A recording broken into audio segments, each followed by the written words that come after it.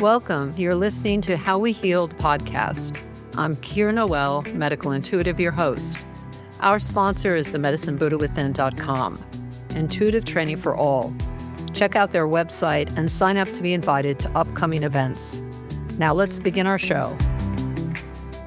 I want to welcome my guest today, Peter Franceschetti, a prolific artist, a former teacher, a partner, and a community activist.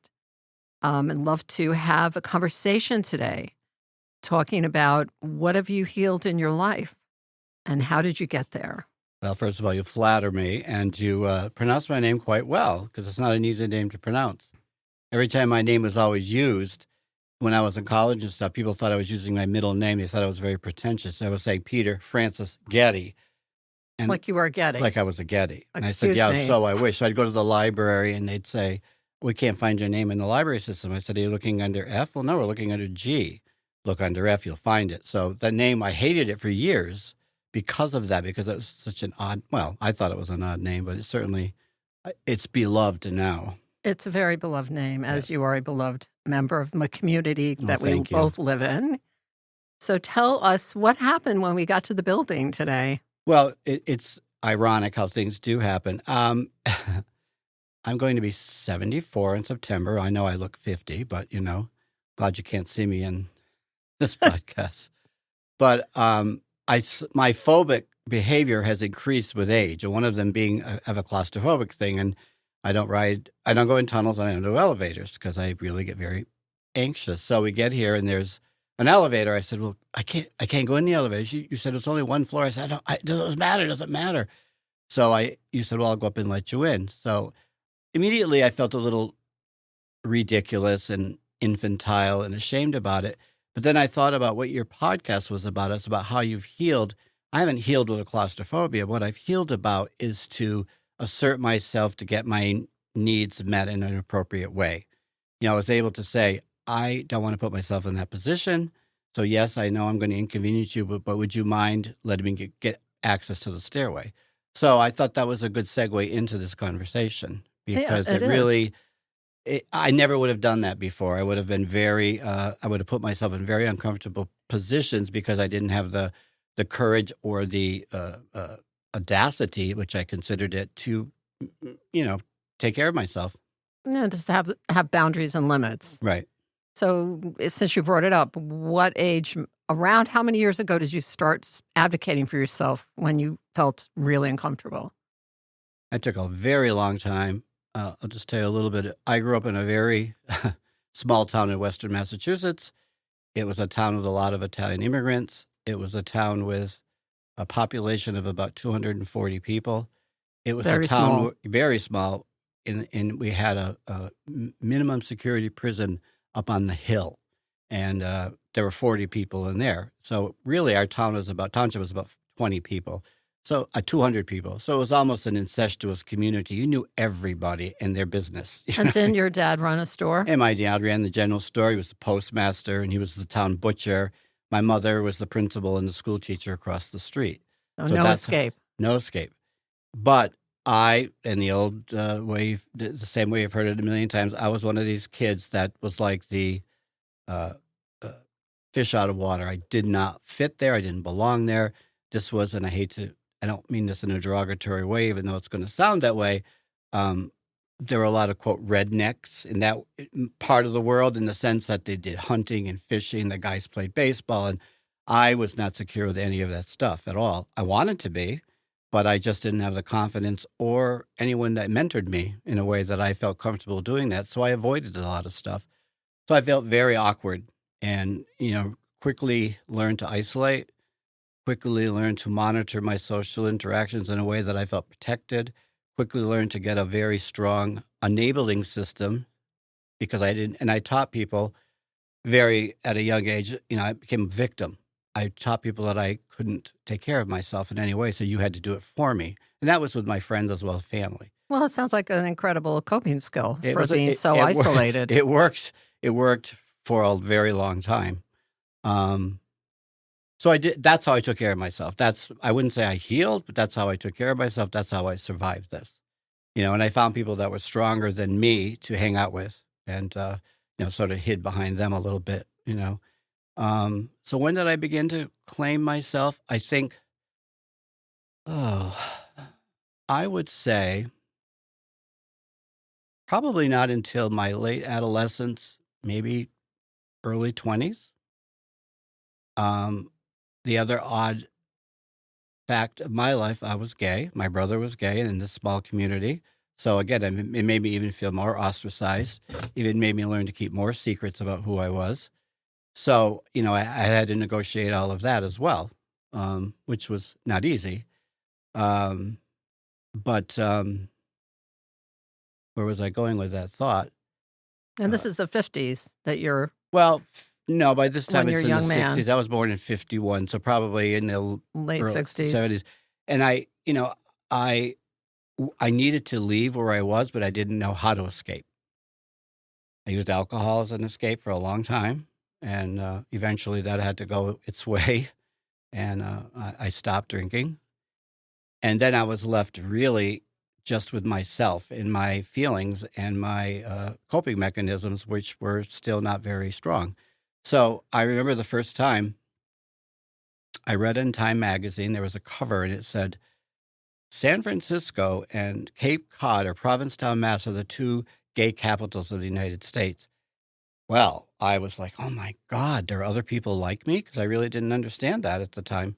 So I made a commitment to myself that I was going to go to Provincetown because that was the closest, obviously. That was from Massachusetts. So I remember going up there by myself, terrified, absolutely terrified, not knowing what to expect, having all these images of what being gay was, what it looked like. But I knew I needed to find my peeps somehow. I needed to connect And to this is people. pre-internet. Oh, yeah. So you couldn't do a deep dive on what does this No. mean? Nothing. I mean, I found out what it meant. I found out when I was 13 what it meant when I heard a guy being interviewed on TV. It was one of those early talk shows where somebody could call in, and he was introduced as a homosexual. And I didn't know what that meant at 13. And I just remember the audience that called in were very derogatory, very insulting, and very hurtful. I was a little taken back by that. So I took a dictionary and I looked it up and I went, oh my God, that is what I am. So I finally understood that.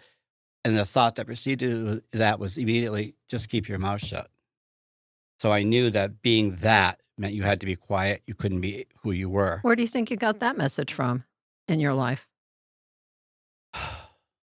Well, I'm sure I picked it up. I mean, as I said, I came from a community where there were people that probably made gay jokes. There were people that probably other people knew that were gay in their family, and it was never said with kindness and love. So maybe it was on television. I don't know where I adapted that attitude, but I just knew. And I think watching that guy and the way people treated him on that TV show taught me that this was what I was in for if I didn't protect myself. That makes a lot of sense. But was it in your immediate family, this kind of feeling? Maybe don't share that. Yeah, my parents didn't know for years. In fact, that's another long story, which I can get into. My brother never came out to my family. My mother knew, and I told her in a very unhealthy way when I was intoxicated. And it was so funny because it was a real trauma for both of us, and it was never spoken of again. It just the next morning, it was like it never happened. How old were you when you told her? I was probably in my 20s at that point.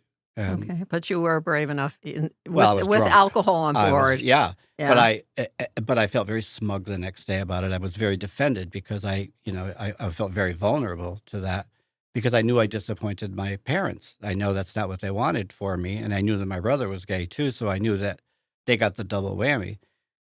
And then I went off on my life and wanted to get back to the Provincetown story because that was my time when I think that's where my healing began. The impetus to go there, know that I had to escape, not that I was trying to escape people, they were loving people in my town, but I had to escape the lifestyle that I had built for myself in this isolation and in this alienation that I had self-imposed. I had to move away from that, and I had to have some kind of an identity with other people that would understand me. And it was through that experience, even though I was a nervous wreck, I took the risk to do that. And that was sort of the beginning of my journey to connect to people, other people that were gay and understand that, you can be loved, you can be embraced, you can have fun, you can have a normal life it wasn't going to be one of isolation and being ostracized by society and losing your job and all of that stuff. So that I would say that's probably the beginning where I really learned to, I didn't understand that at the time, but there was something within me that pushed me forward. And for years when I was in therapy, and I had a lot of depression in my life, and my therapist would say to me, you're a survivor. And I'd say, what do you mean? And she'd say, well, no matter what experiences you've been through, there's some little spark in you that wants to keep moving forward. And there's some little spark in you that wants to survive. And that was a powerful message for me because it was true. No matter what I went through, no matter how I wanted to give up, I would always come up with a strategy, a hope, some way of negotiating my life so I could begin to feel connected to people again or connected to life again in a more positive way. Well, and what's interesting, it comes up for me when you share that is how in my own family's dynamic, I am the survivor.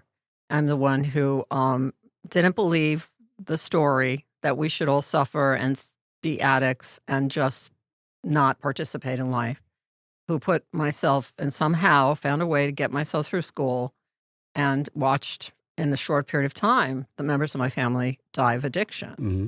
So, and seeing that, and that was over 35 years ago, the power of that, that I chose somehow something in me had that spark where, no, I don't want that to be my story. Right. I'm going to find another way. Exactly. I knew that wasn't the way I was supposed to live my life. And I knew that I was not supposed to be living my life destroying it with alcohol as well. So I don't know where that message came from. It was innate, but it was there, and I heard it. So do you talk about when you talk about coming out and then going to Provincetown, are you looking at that and feeling connected to that being kind of a big, powerful healing you had to have to start a life? I think it was the catalyst of me starting to heal. Yeah, I do. And claiming who I was, definitely. I mean, it was a long way to get to where I am today, and there were a lot of years in between when, it wasn't like that just happened and I was instantaneously healed. No, it was just the beginning of a process, a long process. Because I know you for a while and somewhat from afar, but more recently, very closely, and you have a lot of happiness in you. And if I didn't know your story at all, and I know some of it, I wouldn't imagine that you came out of in a small town with such a giant amount of isolation that kind of you gave yourself that for protection, but also it separated you from so many people. Mm-hmm. Mm-hmm. So talk about what transformed for you because you made those choices. What followed in your healing journey or in your life? I think that I always had a huge interest in spiritual growth, whatever that meant. I was never sure what it meant, but I always had a need to know that life was meaningful, that we just weren't put here randomly. And that used to be a source of a lot of my depression and anxiety. It was like, what am I here for? What are all of us here for? And I can remember as a kid sitting in the car, and I was raised Catholic, and you had the heaven and hell thing in your head, in your consciousness, but it was this issue of eternal, and I would sit in the car and I would repeat that word over and over, eternity, eternity, till I would get so anxious because you realize there was no end. There was no beginning. There was no end. And when that concept seeped in, it was very profound for me. So, what was your question? So it sounds like, well, the question is how, when you made those first choices, you followed your own path, which took you away from your family of origin. It took you from your small town. What steps have you taken since then to find more that reflects who you are and what that's where I was going with the eternity. That was the beginning of needing to know that life had some sort of inherent meaning for me. I know there was the existential thing that you create, that Nietzsche and all those talked about. You had to create your own meaning. Life really was meaningless, and it only became meaningful when you made it that way. And I never was satisfied with that. So I did start seeking to find out what I always believed life was more than it seemed. There was a lot going on in the invisible world. And I've had a couple of experiences which I always immediately that could have brought joy, but I turned the joy off, and I became cynical and assassinated those belief systems. Let's talk It's about one of ridiculous. those experiences, if you're willing. Yeah, one of them was an early one. I had a very close friend. Her name was Catherine, and we were both 16. And I was very close to her. Her sister and my mother taught in the same school. So we became friends because of those relationships. And she and her father and other sister, Peggy, who was older, who had polio and had braces on both of her legs, and the mother were in the back seat on Halloween. And they were hit by a car, and Catherine and her father were immediately killed. And it was my first awakening of, oh, this is what life can be. This real shocking loss. And it was shocking loss to me. I mean, it took me a long time to get over that. It took me a long time to process that. But I remember, and this is a strange story, the last time I had been to her house, she was putting up a bulletin board, and she gave me this strange little 3-dimensional cardboard thing you could get from Cracker Jacks. You'd put this little puzzle together, connect A to A, B to B, and it would make this little 3-dimensional monster. And she said, "Oh, that looks like you, Peter." And she gave it to me. And I had been using that for a bookmark. And then I find out she's dead now. And I wanted that book. I couldn't find it anywhere. Could not. I looked high and low for it. I knew it was in a book. It was gone. So the next day, I'm getting off the school bus, and somebody says to me, "Peter, is this yours?"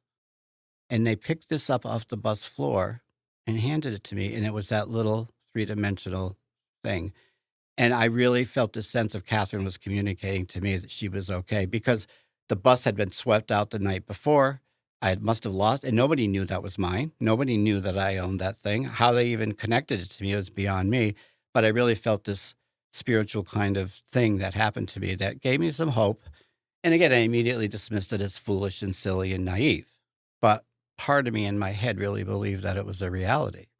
And the other quick story for me is when my dad died, my brother and mother had already preceded him in death. So I was the last of our biological family. And I was with him when he passed. I wasn't there for either one of my parents, my brother or mother. So I said to my father when I got the call, "Tell him he's got to wait. I got to be there for him." So I was there when he took his last breath. And I remember the experience in that when he took his last breath, the jugular in his neck was still beating. I could see that little heartbeat going, and I kept watching that. So I knew there was still life in him somehow.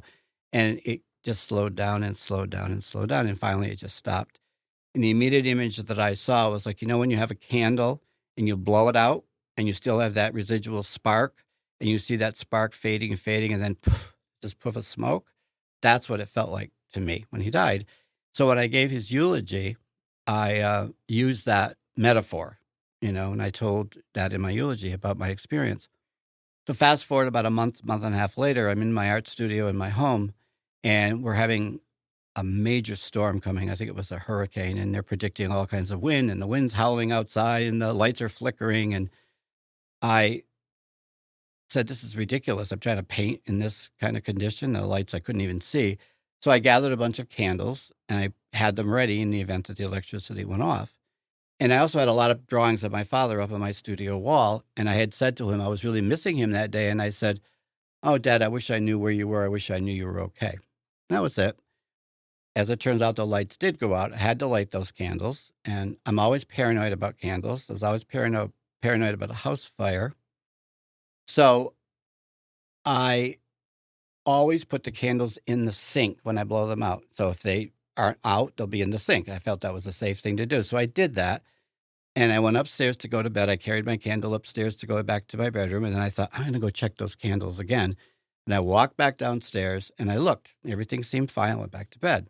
Okay. The next morning I come down and there's a candle on the kitchen counter and it's burning. And my Wow. immediate response was, holy shit, I forgot to blow this out. And I thought, well, I checked this. I came down. I looked at this. And my immediate response was, I wanted to know my father was okay. The analogy of the candle burning and the way it went out and his, when he died, and the fact that he's telling me he's light, he's a flame, he's a candle, he's okay, was this remarkable catapult out of my reality into another zone for about 2 seconds. And I dismissed it as, oh, Peter, that's just being silly and ridiculous. But I know in my heart, when I let my heart do the speaking, there was something meaningful in me. So those things were healing for me. So that search for spirituality at some level was very, very healing. And I've tried all different things and all different ways. And, I think today it's as simple as, you know what, I'm never going to know the answer. It's a mystery. I believe in the mystery. And if I'm meant to find out, I'm going to find out. So that's okay. That does comfort me. But the interesting part of my story, talk about healing, was before I got to this point with my father, he was 83 at this point. And as I said, my brother had been dead a couple of years, a year So before. just before you continue, tell the listeners, was your father supportive of you as a young gay man? No, he was not at the beginning. That's what the story is about. He was, I had been living with somebody for almost 8 years. We owned a house together. So I assumed that he knew, and I still think at some level he did, but he never could consciously say it to himself.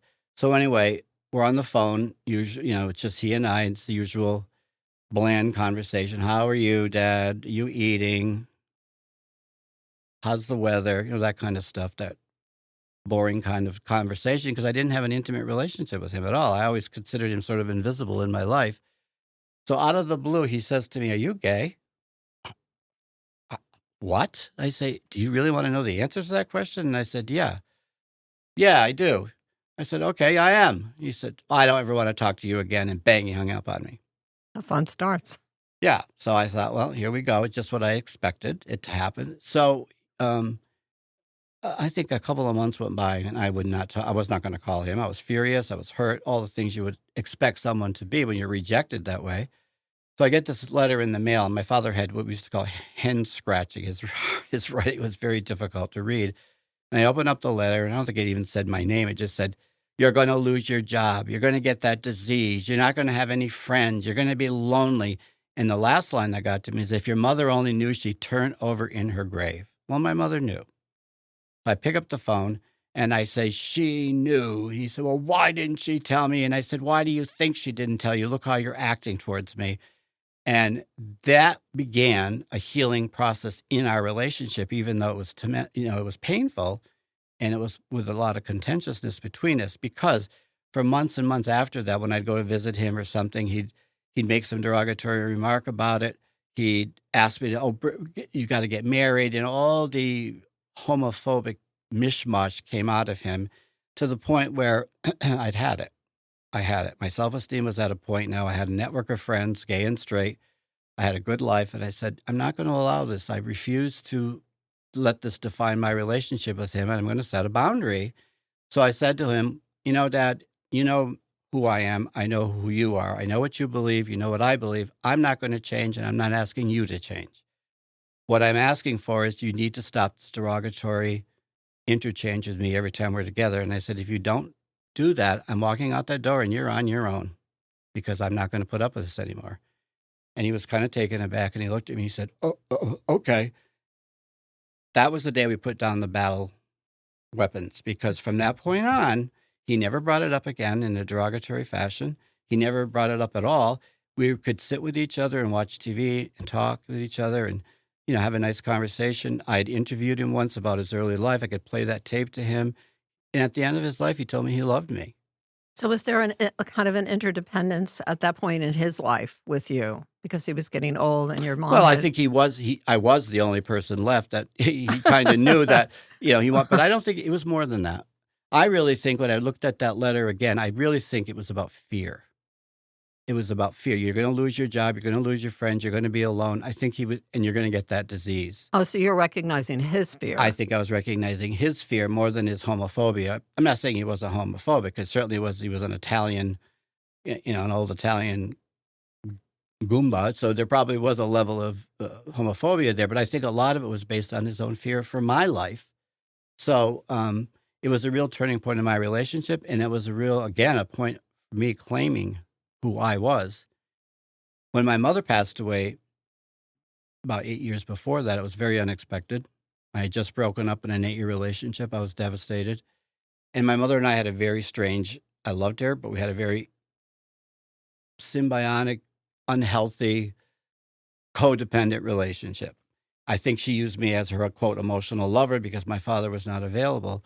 So I never really felt I could pull away fully from her, even though I didn't live near her anymore.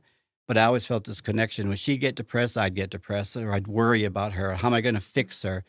When she passed away, I had this incredible dream, had a couple of incredible dreams, but I'm only going to tell you one, and it shocked me. And in the dream, I came into this dark space, and I saw this enormous figure in white ahead of me. They had their back turned to me, and something told me it was my mother, but she was like 12 feet tall.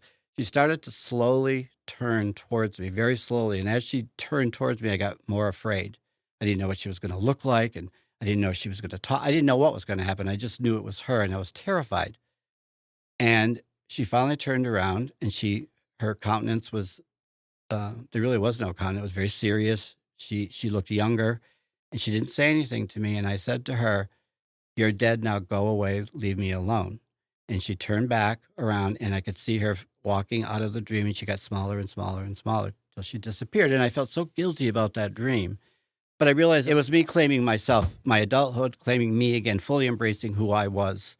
And I was freed in a way. I could free her, she could free me. So those are two profound things that happened with my parents that sort of, I think, helped me heal in a lot of ways, you know? So those are huge elements, and I've heard it from others I've spoken to in my lifetime who the parents have a lot to do with how we see ourselves. Mhm. They have a huge impact. And how does that weave in, or does it at all weave into you're an artist, and I've seen you sit in groups or in public with your paper and pencil and pen, and you're just immediately capturing something. There's an immediacy to you, an authentic, in the moment presence that's in your artwork. And I wonder, was that available to you before those healing relationships? I always drew as a kid. I Yeah. think drawing was very important to me. I think it was an escape mechanism for me. It was my way when I was isolating from the outside world. I would draw, and I'd make up these fantasy characters, et cetera, et cetera. So yeah, that was always an important part of who I was, and I sort of didn't do it again for a long time. And I guess it was like in 18 or 19 that I started picking it up, and I went back to school for art a little bit, and I ended up getting a master's degree at a residential program up in Vermont. So that I took it much more seriously. So yes, that was part of a connection that I felt, and I did. And I was told by somebody once that your art is your spirituality. That's your path into your spirituality, and I believed that. I didn't know what it meant, but I believed it, and it is a way for me to connect at a deeper level with myself and with the mystery, the great mystery for me, whatever that might be. My biggest problem with it is accepting it and accepting it without judgment, because I'm very harsh and critical. That's one area of my life that I need to work on in terms of healing at a deeper level. I remember for a number of years, I wrote with journal. It was like a stream of consciousness thing. And I would just write whatever came to mind. I never read it again. I never, that day, or never, went back and reviewed it. I just kept doing it. So one day I decided to go back and read some of the passages, and I was like sort of stunned, and I took a yellow highlighter and I started underlining certain phrases. And what I was amazed with was the amount of negative self-talk that was there. There was all this chatter in my head all the time that came out in that writing. And I needed that realization. I needed that wake-up call to say, Peter, you have got to change the voices here. You have got to find another place to love yourself at a deeper level. I am not going to continue to do this anymore. So I started with these simple little silly strategies. And one of them was, in my head, I would visualize, if a lot of the negativity started to come into my head, a lot of the negative thinking, I visualized this little gremlin, this nasty little figure that was the negativity. And I was in a room, and he'd want to come in, and he'd want to start, degrading me and all the things I did to myself. And I would push him out this door, and I would slam this huge, heavy door, and I would bolt and shut it so he couldn't get back in. He'd be out there screaming and banging. And I know that sounds like a silly strategy, but it was my way of trying to come up with a visualization that would help me stop that negative self-talk, because I wasn't even aware of it. So the journaling exposed it to me, and I didn't want to be like that anymore. I didn't want to detest myself and hate myself and feel like that fish out of water I described in the beginning. So that was another aspect of my healing, I think, that helped. And what I don't know about you, but I have parts of me that I stubbornly refuse to heal, like my love of coffee. Well, I never will. I want that to heal. I was with someone for years, and every time they could try to slip decaf into my coffee, it felt like I was being betrayed. Oh, you drank decaf. Don't you feel fine? I was like, no, where's my coffee? But there are certain things that I don't necessarily look at as they're me. They're part of me. They're not coffee per se, but my quirky personality, the makeup of who I am, a little bit of insecurity, the sort of my lovely dysfunctional way of having friends, which is somewhat detached from my childhood. So there are parts of you, Peter, that I know from my own experience of you that are, they're unique to you. They make you who you are. And I wouldn't necessarily look at them and go, I wish I would heal that. No, it's a fine art, and I agree. I think one of my areas of strength is my sense of humor. And that only developed, I think, when I started to claim who I was. I was allowing myself to have it. I was always afraid of it before. But as I said in the beginning, this is all a process. So my self-humor could be a double-edged sword. I could use it to heal or I could use it to hurt. And sometimes I would be sarcastic. I would have anger that I wouldn't express, and it would come out through sarcasm. And I, almost lost a couple of good relationships because of it. But again, I took that as an opportunity to learn. It was that reflection back from other people that taught me, you can't keep doing this. It's not a loving thing to do. You're coming from a place of love. You've got to change that. So I use my humor, I hope, most of the time. I mean, I know I can be provocative and I can play with people, but I think I know the boundaries a little better than I used to. But my humor has been healing. I have this ability, which I will claim. I can go into a group of people, start a conversation, and I know I make people feel comfortable most of the time because I'm at ease with myself.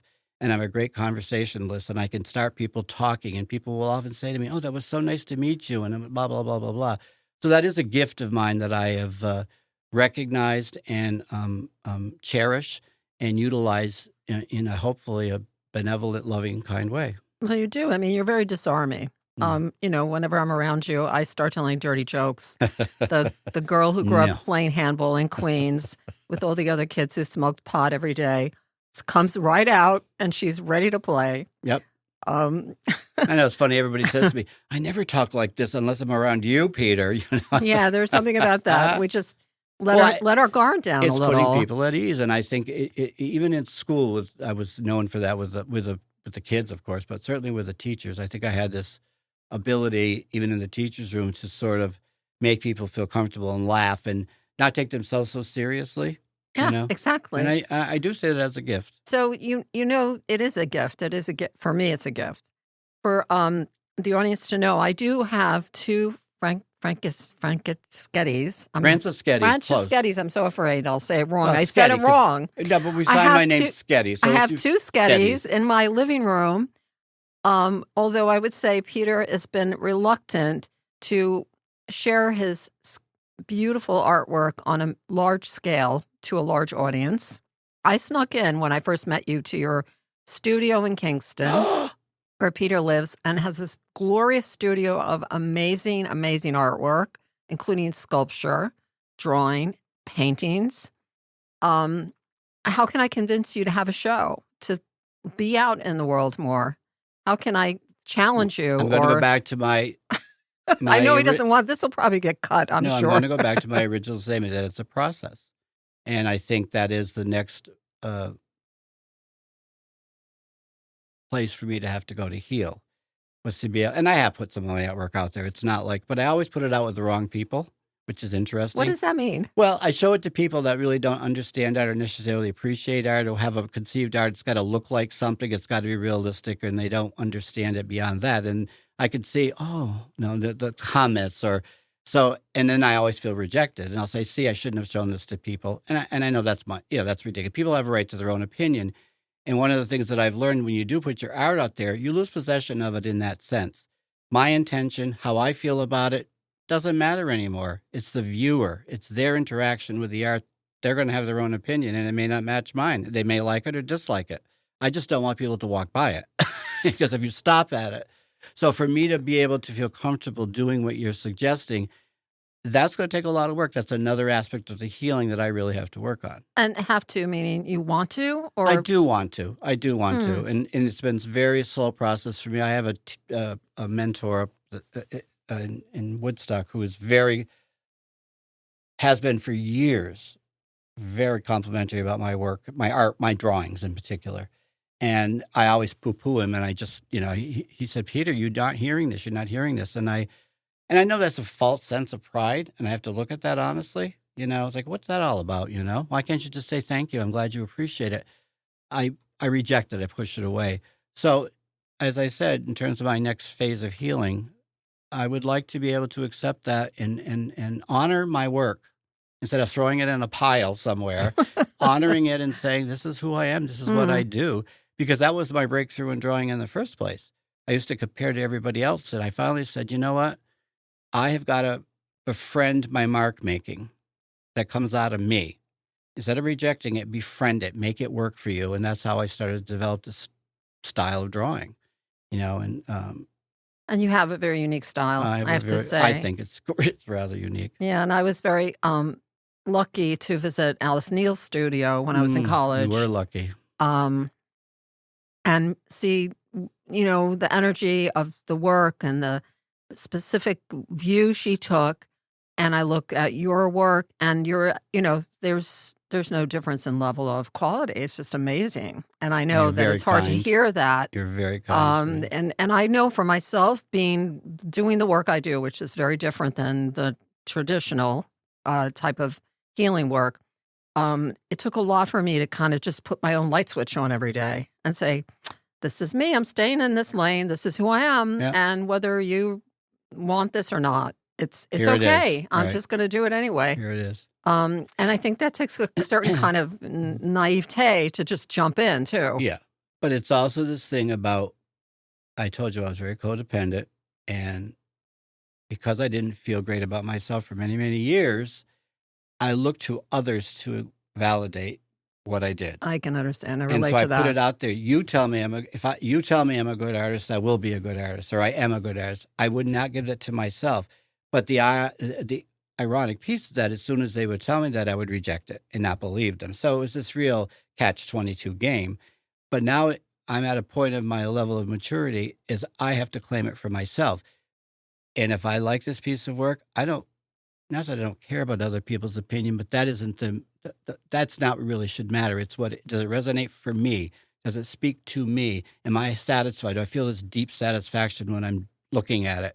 That's what I have to accept and embrace. Well, right. So you're just, again, but it is a very intimate way of being in the world to really show who you are in your artwork, and then many others who work from their heart and bring it and express it in some form. And the world isn't saying, well, here's your place. Here's a gallery with your name on it, Peter. Just go ahead and work there. Artists and creators have to find their own place in the world. Our great editor, Drew, this is a place we're sitting in. He created this. That's a leap of faith. And you're creating it with the leap of faith you're doing by doing the podcast. Right. We all make choices. Yeah. And I remember, speaking of one of the people you've interviewed, our dear Kate McLaughlin, who said to me, you've got to keep doing this, Peter, because the world needs it. Not about me personally, but about the art process. Because I kept saying it's so frivolous. It's just feels like such a waste of time. She said, oh, no, you have to understand just how important this is to put out in the world, especially now. So that was a real gift for me to hear that, because it validated the process. It validated why we do what we do, and that it did have importance. Like I said, life had to have meaning for me. It had to not just be this frivolous endeavor. It had to have some kind of meaning to me and other people. And so that is a way I can do that, by putting artwork out there and expressing myself. Well, I look forward to maybe in a year or two coming back here. If I'm still above ground. Sharing, if any of us are still here, sharing with us that there's been a piece that you decided was yours to hold on to. whatever that form is. Kir's version is not necessarily the version. So do you want to add anything else for our listeners in terms of how to move forward in their lives? And well, it's interesting. I feel like this has been sort of a confessional. When I came here, I didn't know what I was going to say. I was very anxious. And I feel like I revealed myself in an honest, authentic way.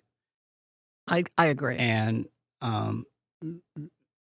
that feels good to me because it was without pretense. It was without trying to make myself bigger than I feel I am or am not. This is who I am. And I think that is probably the essence of healing for me, is accepting who I am, and period. With all the scars and the bruises and the negative and the shadow side of me, it's all part of me as a human being, and it's all part of Peter.